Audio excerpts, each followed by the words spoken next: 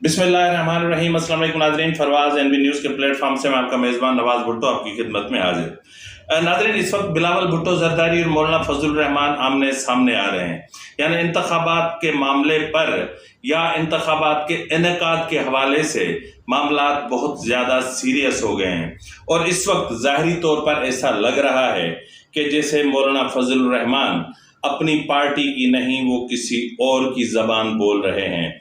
उनका क्या कहना है और बिलावल भुट्टो ज़रदारी किस तरह मौलाना फजलुर रहमान को काउंटर कर रहे हैं, इस पर भी हम बात करेंगे। और बात करेंगे कि जो है वो इमरान खान क्यों डील मांग रहे हैं, कहाँ जाना चाहते हैं, कौन सा मुल्क उन्हें पनाह देना चाहता है और कौन सा मुल्क यानी किस मुल्क में ये पनाह लेने के ख्वाहां हैं और इस्टेब्लिशमेंट उनको क्या कोई डील देने जा रही है, क्या इन मामलात में इन बातों में कोई सदाकत है या फिर ये पॉलिटिकल चूरन है जो बेचने की कोशिश की जा रही है। नाज़रीन, हम बात करेंगे कि क्या इंतखाबात का मामला फिर सुप्रीम कोर्ट में जाएगा और सुप्रीम कोर्ट इस मामले को टेकअप ना करे, इसके हवाले से किस तरह की साजिश की गई है। और हम बात करेंगे कि किस तरह तेज़ी से हमारी जो आर्मी इस्टेब्लिशमेंट है वो पेशकदमी कर रही है हमारे सिविल इदारों की तरफ, यानी पहले ही जो है वो जो सिविलियन स्पेस है वो हद से ज़्यादा इंक्रोच हो चुका है। अब जो ये जो इंक्रोचमेंट का सिलसिला जारी है, ये मामला कहाँ तक पहुँचेंगे। और इसके अलावा एक अहम शख्सियत का इंटरव्यू है, उसका भी हम आज के व्लॉग में रेफरेंस देंगे। इसलिए आपसे इल्तमास है कि अगर आपको हमारा व्लॉग पसंद आए तो मेहरबानी करके मेरे चैनल को सब्सक्राइब करना, लाइक करना और शेयर करना मत भूलिएगा। बेल आइकन दबा दीजिएगा ताकि आप तक हमारे व्लॉग्स बर वक्त पहुंचते रहें। नाज़रीन, इस वक्त पाकिस्तान का जो पॉलिटिकल टेम्परेचर है इलेक्शन से पहले ही बहुत ज़्यादा हाई होने लगा है। एक तरफ तो मौलाना फजलुर रहमान पंजाब में सरगर्म है और ऐसा लग रहा है कि जैसे वो नवाज शरीफ की वापसी की राह हमवार कर रहे हैं या फिर उनके इस्तकबाल के लिए कोई भरपूर मुहिम चला रहे हैं, यानी दबे लफ्ज़ों में जिसको कहें वो ये है। और अगर हम इसको किसी और मतलब अंदाज में देखने की कोशिश करें तो वो इस तरह है कि मौलाना फजलुर रहमान आखिर चाहते क्या हैं, ये बहुत बड़ा सवाल है। और उनके सामने जो एक बंद बांधा गया है वो बंद कौन सा है और किसका है और कौन उसका रास्ता रोकने की कोशिश कर रहा है और क्या हमारे मुल्क का जो पॉलिटिकल सिस्टम है वो किसी बड़े तसादुम की तरफ जा रहा है। जी बिल्कुल जा रहा है और जाता हुआ दिखाई भी दे रहा है। इसलिए कि जिस तरह मैंने आपसे कहा ना कि जो पॉलिटिकल पार्टीज होती हैं उनके बयानिए विद इन द पार्टी अलग होते हैं और अवाम में उनके बयानिए अलग होते हैं। विद इन द पार्टी वो इस्टेब्लिशमेंट के साथ डील भी कर रहे होते हैं, बातचीत भी कर रहे होते हैं और उनके जो मुतालबात होते हैं उनको मान भी रहे होते हैं, कंसीडर भी कर रहे होते हैं, लेकिन अवाम में आकर वो सीना चौड़ा करके और जो है वो आइन की बालादस्ती की बात करते हैं। तो बहरहाल मौलाना फजलुर रहमान आइन की बालादस्ती की बात करते करते एकदम से पटड़ी से उतर चुके हैं। अब उनका कहना है कि ये इलेक्शन नहीं हो सकते। वजूहात हैं कि इलेक्शन इसलिए नहीं हो सकता, आपको पता है 3-4 दिन से इशू चल रहा है और साहिवाल में इधर उधर मौलाना फजलुर रहमान जिस तरह नवाज शरीफ की वापसी की राह हमवार कर रहे हैं या उसकी वापसी के इस्तकबाल के लिए जिस तरह की प्लानिंग कर रहे हैं, और यकीनन JY मौलाना फजलुर रहमान के इस्तकबाल के लिए आगे भी आएगी। लेकिन सवाल ये है कि क्या 8 दिसंबर 1951 को पाकिस्तान में जो है वो दिसंबर में क्या इंतखाबात नहीं हुए थे? क्या दिसंबर में उस वक्त के सरहद में और बलूचिस्तान में बर्फ़बारी नहीं हो रही थी? दिसंबर 1951 में ही सुबह सरहद में जो है वो इंतखाबात हुए थे, तो क्या उस वक्त बर्फ़बारी नहीं हो रही थी? और अप्रैल 1954 में भी एक इंतखाबात हुए थे और अप्रैल में क्या मौसम गर्म हो जाता है? और जनवरी 1965 2 जनवरी 1965 को भी इलेक्शन हुए हैं, तो फिर मसला क्या है? तो बहरहाल बिलावल भुट्टो ज़रदारी ने जो है वो गुज़िश्ता दिनों आपने देखा होगा कि बलदियाती नुमाइंदों से बातचीत की थी, उसमें उन्होंने 2 टोक मौक़ूफ़ रखा था। उसमें उन्होंने कहा था कि अवाम को पहचानना होगा कि वो कौन से लीडर हैं जो इलेक्शन से भाग रहे हैं, और उन्होंने कहा कि जब तक इलेक्शन कमीशन इलेक्शन की तारीख का नोटिफिकेशन जारी नहीं करेगी हम चैन से नहीं बैठेंगे। नाम नेहाद लीडर इलेक्शन नहीं चाहते। अब उसकी वजूहात क्या हैं वो तो गुज़िश्ता रोज़ मैं आपकी खिदमत बहस कर चुका हूँ کہ جب تک نواز شریف کو کلین چٹ نہیں ملتی اس ملک کو انتخابات نہیں ملیں گے، اور الٹیمیٹلی معاملہ سپریم کورٹ میں ہی جانا ہے۔ اور یہ تو میں بہت عرصے سے کہہ رہا ہوں کہ معاملہ سپریم کورٹ جائے گا اور بلاخر سپریم کو ہی انٹروین کرنی پڑے گی، اور سپریم کورٹ میں Pakistan bar council, supreme court bar council سمیت مختلف جو درخواستیں ہیں وہ زیر التوا ہیں، یعنی ابھی ان پر سماعت شروع نہیں ہوئی، لیکن وہاں پر درخواستیں داخل ہو چکی ہیں، جو اب دیکھتے ہیں کہ سپریم کورٹ اس پر کیا کام کرتی ہے۔ لیکن یہاں پر حیران کن طور پر ایک اور بات بھی ہے، وہ یہ ہے کہ جہاں یہ معاملات سپریم کورٹ میں درخواستیں داخل کی گئی ہیں اور پی ٹی آئی بھی ایک درخواست داخل کرنے جا رہی ہے، وہاں لاہور ہائی کورٹ میں بھی ایک درخواست داخل کر دی گئی ہے، اور اگر لاہور ہائی کورٹ 90 دنوں میں انتخابات کے معاملے کو ٹیک اپ کر لیتی ہے تو پھر سپریم کورٹ اس معاملے کو نہیں سن پائے گی۔ بہرحال اس وقت جو ہے وہ اسٹیبلشمنٹ کی جو کوشش ہے، آپ دیکھ لیں نا، پنجاب اور خیبر پختونخوا کی نگران حکومتوں کو کتنا ٹائم گزر چکا ہے، کیا کیئر ٹیکر سیٹ اپ اتنا طویل چلتا ہے؟ کیا آئین کیئر ٹیکر سیٹ اپ کو اتنی لمبی اجازت دیتا ہے؟ کیا آئین ٹھیک ہے؟ آپ سی سی آئی کے اجلاس میں جا کے آپ نے جو چال چلی، جس کا اندیشہ میں بار بار ظاہر کر رہا تھا کہ آخری وقت پہ حکومت یہ چال چلے گی، تو وہ چلی۔ تو بہرحال اب معاملات دیکھیں کہ سپریم کورٹ میں کس طرح جاتے ہیں اور کیا ہوتا ہے، اور مولانا فضل الرحمان بہت معذرت کے ساتھ کہ ہمارے ملک کی وہ پولیٹیکل پارٹیز جنہوں نے مذہبی چوغا پہنا ہوا ہوتا ہے وہ ہمیشہ اسٹیبلشمنٹ کی بی ٹیم ہی ہوتی ہیں۔ بہرحال ناظرین، اس وقت عمران خان ڈیل کے خواہاں ہیں، اور ڈیل کے حوالے سے جو ہے وہ محمد علی دورانی اور صدر عارف الوی صاحب متحرک ہیں، ان کے بیچ میں ملاقاتیں بھی چل رہی ہیں اور بات چیت بھی چل رہی ہے، اور عارف الوی صاحب جو ہے وہ اسٹیبلشمنٹ تک ان کی بات پہنچانے کی کوشش بھی کر رہے ہیں۔ لیکن مسئلہ یہ ہے کہ جو ہے وہ اچھا، یہ بھی چیزیں طے پائی جا چکی ہیں کہ جو ہے وہ چیف آف آرمی اسٹاف کے خلاف کوئی بات نہیں ہوگی، اور ڈی جی سی فیصل نصیر کے خلاف بھی کوئی بات نہیں ہوگی، اور پاک آرمی بطور ادارہ اس کے خلاف بھی کوئی بات نہیں ہوگی، نواز شریف اور آصف زرداری کے خلاف بھی کوئی بات نہیں ہوگی، اور پارٹی اس پر عمل بھی کر رہی ہے۔ آج آپ سوچ رہے ہوں گے کہ میں نے دھیمے لہجے میں کیوں بات کر رہا ہوں، اس لیے کچھ دوستوں نے اعتراض کیا ہے کہ میں بہت تیز بولتا ہوں۔ وہ میں تیز اس لیے بولتا ہوں کہ جلدی میں بہت ساری چیزیں سم اپ ہو کر آپ کی خدمت میں پیش کر سکوں، لیکن دوستوں کا اعتراض میرے آنکھوں پر۔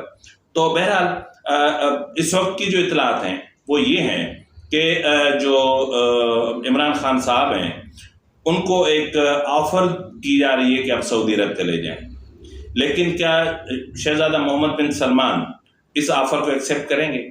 کیا عمران خان کو سعودی عرب میں جو ہے وہ سیاسی پناہ دیں گے؟ نواز شریف کا یا شریف فیملی کا معاملہ الگ ہے، ان کے سعودی، یو اے ای اور قطر اور دیگر عرب ممالک کے ساتھ جو تعلقات، شاہی خاندانوں کے ساتھ جو تعلقات ہیں وہ الگ سطح کے ہیں۔ عمران خان نے تو شہزادہ محمد بن سلمان کو گالیاں بکی تھیں، اور وہ بھی مطلب کیا بولوں میں، شرم بھی نہیں آتی اس شخص کو۔ اور اب کیا، جس ملک کو کے سربراہ بادشاہ کو آپ نے گالیاں بکی ہوں، کیا وہ ملک آپ کو پناہ دے گا؟ یقیناً نہیں دے گا، بالکل بھی نہیں دے گا۔ تو اب دیکھتے ہیں کہ یہ ڈیل کس طرف جاتی ہے۔ ناظرین، پہلے ہم سنتے تھے کہ جو ہے وہ مسلح افواج فلاں بارڈر کی طرف پیش قدمی کر رہی ہیں، اس فلاں جگہ پہ پیش قدمی کر رہی ہیں۔ اب یہ ہم سن رہے ہیں کہ ہماری مسلح افواج، ہمارے جو سویلین ادارے ہیں، ان کی طرف پیش قدمی کر رہی ہے۔ جس طرح میں نے آپ سے کہا، پہلے بھی آپ سے بات کی تھی کہ اس وقت جو ہے وہ نادرا کے چیئرمین جو ہے وہ حاضر سروس لیفٹیننٹ جنرل کو لگایا گیا ہے۔ چیئرمین نیب جو ہیں اور چیئرمین وابڈا اور دیگر متعدد اداروں کے جو سربراہ ہیں وہ فوجی ہیں، کچھ ریٹائرڈ فوجی ہیں، کچھ حاضر سروس فوجی ہیں۔ پاکستان اسٹیل مل کی تباہی کا جو بنیادی سبب ہے وہ بھی ریٹائرڈ فوجی افسران کو چیئرمین اسٹیل مل لگانا ہی تھا۔ ریلوے کی تباہی کی ذمہ داری بھی یہیں پر آتی ہے، کیونکہ این ایل سی کو پروموٹ کرنا تھا، این ایل سی کو جو ہے وہ مستحکم کرنا تھا، تو اس لیے پاکستان ریلوے کی گڈز ٹرینز کو برباد کر دیا گیا، کیونکہ پرائیویٹ جو ٹرانسپورٹرز تھے ان کے ساتھ ان کی ڈیل ہو گئی تھی، تو اس لیے गुड्स ट्रेन्स को पाकिस्तान रेलवे को तबाह किया गया, उसके सिस्टम को क्लैप्स किया गया और आज पाकिस्तान रेलवे मुसलसल खसारे में है। तो बहरहाल पेशकदमी बहुत तेजी से जारी है और यूं समझें कि जो सिविलियन स्पेस है वो बुरे तरीके से पहले सरेंडर किया गया, अब इंक्रोच किया जा रहा है। अब अगर ये सिलसिला यूं ही जारी रहा तो फिर मैं तो कहता हूं कि जितने भी वजारतों के और सूबाई महकमों के सेक्रेटरीज हैं वहाँ सारे रिटायर्ड फौजी लगा दो भाई, आपको कौन रोक सकता है? आपको कोई रोक सकता है? आपको तो आइन भी नहीं रोक सकता, आपको तो कानून भी नहीं रोक सकता, आप तो हर चीज से मुबर्रा हैं। तो रिसेंटली जो है वो ख्वाजा आसिफ ने अपना अब्दुल कयूम सिद्दीकी साहब के प्रोग्राम AQS में वीलाग के दौरान इंटरव्यू में उनसे कुछ सवाल पूछे गए, मैं मुख्तसरन बता देता हूँ। उनसे पूछा गया कि जी नवाज शरीफ अपने बयान से दस्तबरदार हो गए। ये मैं आता हूँ सिविलियन स्पेस के हवाले से, ये उसी से रिलेटेड है। तो उन्होंने कहा जी नवाज शरीफ अपने बयानिए से दस्तबरदार नहीं हुए, नवाज शरीफ को आने दें, नवाज शरीफ भी नजर आएगा और उसका बयानिया भी नजर आएगा। उन्होंने कहा कि हमारी ये ख्वाहिश है कि इदारे आइन और कानून के दायरे में रहकर काम करें, हर इदारा काम करे। जब उनसे पूछा गया कि इस मुल्क को सबसे ज्यादा नुकसान किसने दिया है तो उन्होंने कुछ चौंका देने वाले हकायक सामने रखे। उन्होंने कहा कि फौज, अदलिया, सियासतदान, ब्यूरोक्रेसी, मीडिया हाउसेस और बिग बिजनेसेस ने पाकिस्तान को बहुत ज्यादा नुकसान पहुंचाया है। फौज इक़्तिदार यानी पॉलिटिक्स में मुदाखलत करती है, इक़्तिदार पर काबिज होती है और अदलिया हराम को हलाल करार दे देती है, उस आमरीत को सर्टिफाइड कर देती है, आमरीत को जो है वो हलाल करार दे देती है और नजरिए ज़रूरत को जन्म दिया जाता है। और उसके अलावा जो सियासतदान है वो अपना स्पेस खुद सरेंडर करते हैं, ज़ाती मुफादात को प्रायोरिटी देते हैं और जो सिविल ब्यूरोक्रेसी है वो यस सर की हद तक महदूद रहती है और जो बिग बिजनेसेस हैं वो पाकिस्तान को टैक्स के मामले में तबाह करते हैं।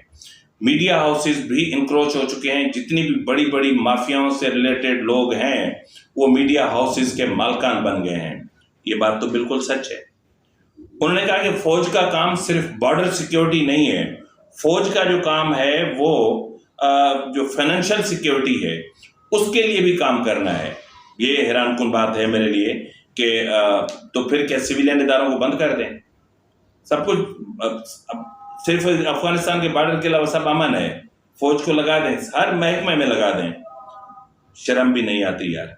फिर उन्होंने कहा कि जी जो है वो पावर सेक्टर के जो तमाम कंपोनेंट हैं वो आईनी हदूद से तजावुज करते हैं, इस वजह से मसाइल पैदा होते हैं। उन्होंने कहा कि कलेक्टिव विजडम के साथ इकदाम उठाने होंगे तभी मुल्क तरक्की करेगा।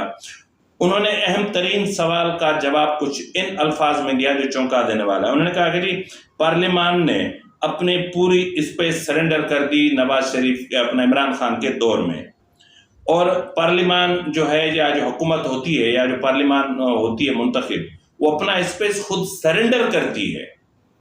और यही वजह है कि जो है वो जिस बेशर्मी से अदलिया ने जो जिस तरह हमारे इस स्पेस को इंक्रोच किया या हमारे स्पेस पर कब्जा किया या सिविलियन स्पेस पर कब्जा किया या राइट ऑफ द पार्लियामान जो है, जो कॉन्स्टिट्यूशनल जो उनके पावर हैं, जिस तरह उनको इंक्रोच किया है उसकी तारीख ही नहीं मिलती। और उन्होंने कहा कि हमने खुद सरेंडर किया है, ये एक अलग से शर्मनाक तारीख है, यानी पार्लियामान ने खुद सरेंडर किया है। और उन्होंने कहा कि जनरल फैज को आर्मी चीफ लगाने का मंसूबा कोई जनवरी, फरवरी, मार्च, अप्रैल, नवंबर, दिसंबर 2022 में नहीं बना था, ये अक्टूबर 2021 से प्लान चल रहा था कि जनरल फैज को आर्मी चीफ बनाना है। तो बहरहाल इस वक्त जो सिचुएशन है हमारे मुल्क की, कुछ समझ में नहीं आ रहा कि क्या होने जा रहा है। नवाज शरीफ की वापसी है, उस पर एक सवालिया निशान है। और इस वक्त जब मैं आपसे बात कर रहा हूं उस वक्त supreme court practice and procedure act 2023 पर एक जो फुल कोर्ट है उसकी समाअत जारी है और वकील ऐसे फंसे हुए हैं कि जैसे परिंदे जब जाल में फंसते हैं तो उनके पास उड़ने के लिए कुछ नहीं बचता। तो इस वक्त वकला बड़े बड़े जिनको हम आईनी माहिर कहते थे उनकी वहां पर पसीने खुश्क नहीं हो रहे और उनकी हालत बहुत ज़्यादा ख़राब है। इसी तरह होना चाहिए। तो बहरहाल नाज़रीन, बात यही है کہ ہر ادارے کو اپنی آئینی حدود میں رہنا چاہیے اور جو ہے وہ اسٹیبلشمنٹ کی سیاست میں مداخلت اس حد تک بھی نہیں ہونی چاہیے کہ معاملات ہمارے کنٹرول سے نکل جائیں یا پھر عوام خود کو سرنڈر کر دیں کہ جی ہم اپنا سب کچھ آپ کی خدمت میں پیش کرتے ہیں، آپ لے لیں۔ فی الوقت کے لیے اتنا ہی، ملتے ہیں اگلے ولاگ میں، تب تک اپنے میزبان نواز بھٹو کو اجازت دیجیے۔ فی امان اللہ۔